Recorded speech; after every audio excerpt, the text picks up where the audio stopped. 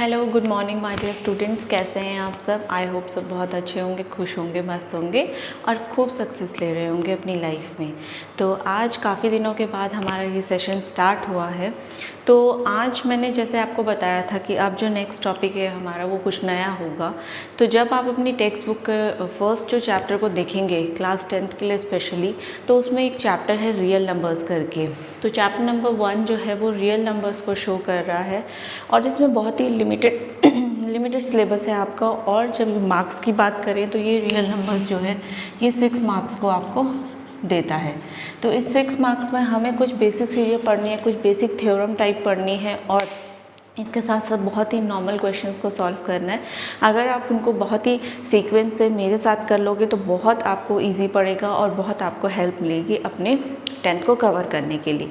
तो आज हम सीखेंगे रियल नंबर्स के बारे में कि वो है क्या और वो किस कैटेगरी के अंदर आते हैं। आपको पता है कि नंबर्स हैं, हमारे पास प्राइम नंबर्स होते हैं, आपके पास इवन नंबर्स होते हैं, ऑड नंबर्स होते हैं, कंपोजिट नंबर्स होते हैं। लेकिन अगर बात आ जाती है रियल नंबर्स की, तो रियल नंबर्स आपके पास क्या है, कॉम्बिनेशन है रैशनल एंड इरैशनल नंबर्स का। मतलब आपके पास जो जितने भी रैशनल नंबर्स हैं और जितने भी इरैशनल नंबर्स हैं, इन दोनों को अगर हम मिला दें तो ये आपके पास क्या बन जाता है, ये आपके पास बन जाता है रियल नंबर्स। अब बात आती है कि रैशनल और इरैशनल नंबर क्या है। तो आपको पता है कि रैशनल नंबर्स होते हैं जिनको हम p/q की फॉर्मेट में लिखते हैं। कोई भी नंबर अगर आपके पास क्या है कि फ्रैक्शन है, p/q की फॉर्मेट में है और उसमें आपके पास जो q है denominator that should not be equals to 0, तो ऐसे नंबर रैशनल नंबर की कैटेगरी में आते हैं। फॉर एग्जाम्पल जैसे कि हमने लिखा 3/2 हो गया, 1/2 हो गया, आपके पास 10/5 हो गया, आपके पास 0/7 हो गया, ये भी आपके पास रैशनल नंबर की कैटेगरी है। और आपके पास हो गया 2/ समथिंग लाइक दैट आपने लिख लिया, 4 लिख लिया, ये हो गया नंबर। आपने सिंगल नंबर 7 लिख लिया तो भी ये क्या है, आपका रैशनल नंबर है, क्योंकि इसमें आपके पास डिनोमिनेटर 0 के इक्वल नहीं है। तो ये किसकी कैटेगरी में आ जाता है, रैशनल नंबर के आ जाता है। नेगेटिव में भी ले सकते हैं आप, मीन्स पॉजिटिव नेगेटिव दोनों हो सकता है, लेकिन ये रैशनल नंबर है। अब आपके पास क्या है कि जो रैशनल नंबर की ये फॉर्मेट होती है ये 2 कैटेगरी में अगेन डिवाइडेड होती है। अब ये 2 कैटेगरी कौन सी होती है आपकी, एक होती है टर्मिनेटिंग डेसिमल्स और दूसरा आपके पास आता है नॉन टर्मिनेटिंग डेसिमल्स। अब ये टर्मिनेटिंग और नॉन टर्मिनेटिंग में क्या डिफरेंस होता है आपके पास, ये आप ज़रा समझ लीजिए जो आपको हेल्प करेगा। अब क्या है कि हमने यहाँ पर बात करी कि रैशनल नंबर है p/q की फॉर्म में। अब मैं यहाँ पर कुछ नंबर्स लिखूँगी और मुझे ये बताना आप कि क्या ये डिविजिबल है कि नहीं है। आप देखिए 1/2 जब आप लिखते हैं तो जब आप इसको डिवाइड करेंगे यू विल गेट 0.5। ओके, अगर मैंने यहाँ पर लिखा है 10/5 तो आपने इसको डिवाइड किया, ये आंसर 2 आ गया। ठीक, अब अगर मैंने यहाँ पर 1/3 लिखा है तो जब आप इसको डिवाइड करेंगे तो 0.9999 करके आता ही रहेगा और ये डिवाइड नहीं होगा कम्प्लीटली। तो यहाँ पर हमने जो ये 2-3 एग्जाम्पल लिए, इसमें देखो टर्मिनेटिंग डेसिमल्स वो हैं जो कम्प्लीटली डिवाइड हो जाएंगे, मतलब जिन पे आपके पास एक प्रॉपर जिनका आंसर मिल जाएगा वो आपके पास क्या है, टर्मिनेटिंग डेसिमल्स हैं। मतलब इसमें पॉइंट के बाद कहीं ना कहीं किसी प्लेस पे वो नंबर वहीं पर ख़त्म हो जाएगा और आपको एक प्रॉपर आंसर मिलेगा, तो वो टर्मिनेटिंग डेसिमल है। 1/2 हो गया आपके पास, 5/4, इस तरीके से कुछ नंबर्स हैं। अब लेकिन जैसे मैंने यहाँ पर 1/3 का एग्जाम्पल दिया कि नॉन टर्मिनेटिंग डेसिमल की कैटेगरी में आता है। क्यों? क्योंकि नॉन टर्मिनेटिंग डेसिमल्स वो होते हैं जो आपको क्या है, एक नंबर के बाद वो रिपीट करते रहते हैं, जैसे कि 1/3 है। तो उनका एक हमें प्रॉपर फॉर्मेट में आंसर नहीं मिलता, एक प्रॉपर प्लेस तक आंसर नहीं मिलता, तो ये हमें नॉन टर्मिनेटिंग डेसिमल कहलाते हैं। तो अभी हमने क्या पढ़ा, just recall it once. Real numbers है, रियल नंबर्स की 2 कैटेगरी है, एक रैशनल है, एक इरैशनल है। रैशनल नंबर को भी हम अगेन 2 पार्ट्स में डिवाइड करते हैं, your terminating decimal and non terminating decimals. अब इसके बाद आता है कि रियल नंबर का जो दूसरा फॉर्मेट है इरैशनल। अब इरैशनल कौन से होते हैं, बेसिकली जो ज़्यादातर आपके पास रूट वाली फॉर्मेट में होते हैं, जैसे √2 हो गया, √3 हो गया, ये सारे के सारे इरेशनल नंबर्स हैं जो आपके पास क्या है कि जनरली इनके अंदर क्या होता है, प्राइम होता है, उसका हमें रूट करना होता है और फिर इनके आंसर्स क्या होता है, डेसिमल फॉर्मेट में रहते हैं। तो जब भी आपके पास इस तरीके की फॉर्मेट हो वो इरेशनल है। अब मेरे पास क्वेश्चन ये आता है कि √4 अगर मैं लिख देती हूँ तो क्या ये रैशनल है? नो, क्योंकि √4 सॉल्व करके एक प्रॉपर नंबर आपके पास 2 निकल कर आ जाता है, इसलिए ये इरेशनल नहीं है, ये रैशनल नंबर है। लेकिन बात अगर हम करते हैं सपोज़ कीजिए 8 की, तो 8 को हम कैसे फैक्टर्स कर सकते हैं, 2 × 2 × 2, तो इसको मैं लिख सकती हूँ 2√2।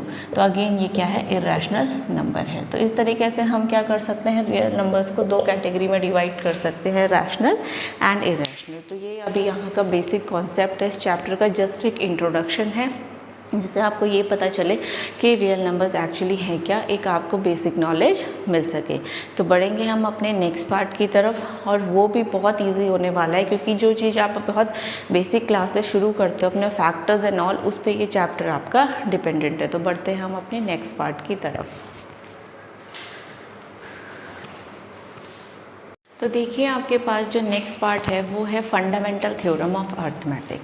अब इसमें यहाँ जो ये नेक्स्ट पार्ट आता है फंडामेंटल थ्योरम ऑफ अर्थमेटिक, ये बहुत इंपॉर्टेंट पार्ट है इस चैप्टर के लिए।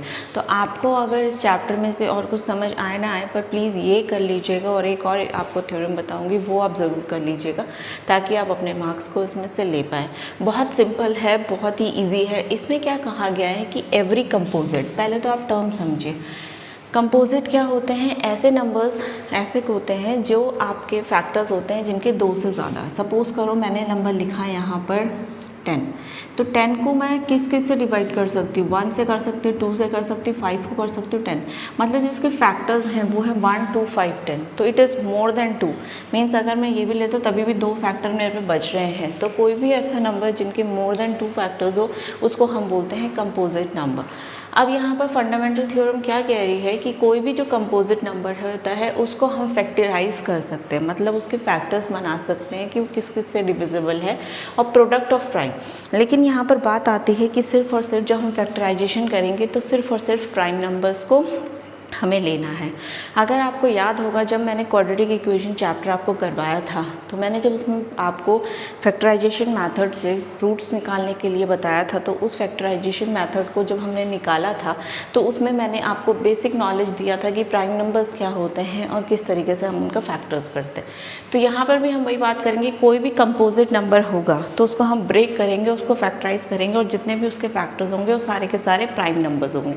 अब जिन लोगों को प्राइम नंबर्स नहीं पता उन्हें बता देती हूँ, ऐसे नंबर जो सिर्फ अपने आप से डिविजिबल होते हैं, ठीक, जो सिर्फ और सिर्फ अपने आप से डिविजिबल होते हैं वो हमारे प्राइम नंबर्स में आते हैं। जैसे 2 हो गया, 3 हो गया, 5 हो गया, 7 हो गया, 11 हो गया, 13 हो गया, एंड सो ऑन। ये सब अपने अपने से ही डिवाइड करते हैं, किसी और से नहीं होते। तो ऐसों को हम बोलते हैं प्राइम नंबर्स। और वो कह रहा है उसका जो फैक्टराइजेशन होना चाहिए वो यूनिक होना चाहिए, मतलब एक नंबर के लिए एक ही तरीके के फैक्टर्स यूज़ होने चाहिए, और आपके पास क्या है, ऑर्डर का कुछ नहीं है, ऑर्डर आप आगे पीछे कर सकते हो। मीन्स अगर जैसे सपोज़ कीजिए मैंने नंबर यहीं पर मैंने ले लिया 15, तो इसके फैक्टर्स है 1 है, 3 है, 5 है, 15 है। तो मैं इसको 1, 5, 15, 3 भी लिख सकती हूँ, क्योंकि ऑर्डर से कोई फ़र्क नहीं पड़ता। तो आपका यहाँ पर सिंपली से ये डेफिनेशन ये कह रहा है कि फंडामेंटल थ्योरम ऑफ अर्थमेटिक ये कहता है कि कोई भी अगर कंपोजिट नंबर है आपके पास, तो जब आप उसके फैक्टर्स करोगे तो उसके फैक्टर्स क्या हैं, आपके प्राइम नंबर्स की फॉर्मेट में निकल कर आएंगे। अब फॉर एग्जांपल मैंने दिया 100 यहाँ पर, ठीक, 100 हम कैसे करते हैं बचपन से जो फैक्टर हम सीख रहे हैं, 100 यहाँ लिखा, ये 2 से 50 टाइम्स, ये 2, ये 25 हो गया, देन 5 5 जो 25, 5 1 जो 5, ऐसी तो हुआ। तो ये हमारे पास नंबर्स, तो मैं इसको ऐसे लिख सकती हूँ 2 × 2 × 5 × 5। इसमें देखिए 2 और 5 यूज़ हो रहा है, और दोनों के दोनों प्राइम नंबर है क्योंकि वो अपने आप से ही डिविजल हो सकते हैं। तो उसको हम और बेसिक में ऐसे लिख सकते हैं 2 2 टाइम्स 2 की पावर 2 एंड 5 की पावर 2। तो ये हमारा क्या हो गया, फंडामेंटल थ्योरम ऑफ अर्थमेटिक का फॉर्मेट हो गया। आई होप आपको ये समझ आया हो, और इसी के हम करेंगे अभी क्वेश्चंस ताकि आपको ये और क्लियर हो जाए। तो देखिए आप, अब जैसे कि मैंने कोई नंबर ले लिया, सपोज़ कीजिए मैंने नंबर ले लिया 156। मुझे इसका फंडामेंटल थ्योरम ऑफ अर्थमेटिक के हिसाब से इसको क्या करना है, इसको सॉल्व करना है। तो मुझे इसके फैक्टर्स बनाने हैं। 156 आप इस तरीके से लें, 2 7 14 हुआ आपके पास, और यहाँ पर 2 7 14 और 2 8 16, 78 टाइम्स कट हुआ। अगेन कर सकते हैं, 2 से 2 3 6, 2 9 18। आप 3 से कीजिए, 1 3 एंड 13।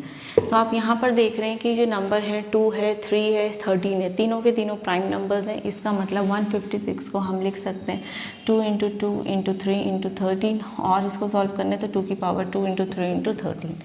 तो ये तो आपके पास बेसिक प्राइम फैक्टराइजेशन मेथड हो गया। इसको आप ट्री फैक्टर से भी कर सकते हैं। अब ट्री फैक्टर कैसा होता है, 156 है, आपने इसको 2 पार्ट्स में डिवाइड किया। कैसे लिख सकते हैं, 2 एंड यहाँ पे 78, क्योंकि 2 8 278 टाइम्स कितना हो जाएगा, 156।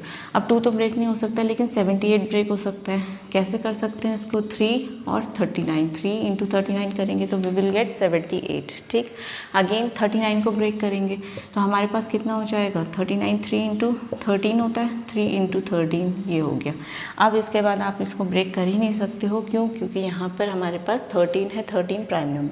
तो आपके पास जो नंबर्स हुए वो कैसे लिखेंगे आप, 2 × 3, 2 × 3 × 3 × 13। तो इस तरीके से आप इसको नंबर को भी लिख सकते हो। ठीक है, तो इसी के साथ हम एक और क्वेश्चन कर लेते हैं ताकि आपका डाउट और ज़्यादा क्लियर हो जाए। अब हम करेंगे नेक्स्ट क्वेश्चन, जिसमें हम सेम अपना मेथड यही अप्लाई करेंगे कि किस तरीके से हम फंडामेंटल थ्योरम करेंगे। तो हमारे पास है नंबर 140। इसको मैं दोनों तरीके से आपको सिखा देती हूँ। ठीक है, हम एक बार ट्री मेथड कर लेंगे और एक बार हम अपना फैक्टर मेथड करेंगे। तो फैक्टर मेथड करेंगे तो ये 270 टाइम्स कट हुआ, ये 235 टाइम्स कट हुआ, 3 आप अगर 3 से तो होगा नहीं आपके पास, तो यहाँ पर आप इसको किससे कर सकते हो, 5 से कर सकते हो। 5 से 35, 7 1 7। तो आपके पास जो यहाँ पे फैक्टर्स हुए वो 2 × 2 × 5 × 7 है। देखिए 2 भी प्राइम नंबर है, 5 भी प्राइम नंबर, 7 भी प्राइम नंबर। और इसको कैसे लिख सकते हैं, 2 की पावर 2 × 5 × 7। तो ये हो गया अर्थमेटिक आपके पास फंडामेंटल थ्योरम ऑफ अर्थमेटिक के हिसाब से इसका फैक्टराइजेशन। और ट्री मैथड से करेंगे तो ये 140 है, 2 × 70 आपके पास कितना आता है, 140 आता है। 70 को कैसे लिख सकते हैं हम, 70 को अगेन हम 2 × आप कैसे लिखोगे, 35 हमने लिख लिया। 35 को कैसे ब्रेक करेंगे, 5 × कैसे लिखेंगे आप इसे, 7। तो यहाँ पे सेकंड पार्ट में हमने इसको 7 लिख लिया। तो ये जो आउटर मोस्ट वाले हैं ये सारे के सारे इसके फैक्टर्स हैं, 2 × 2 × 5 × 7। चाहे आप ऐसे करें चाहे आप उस मेथड से करें, दोनों से आंसर आपका सेम ही आएगा।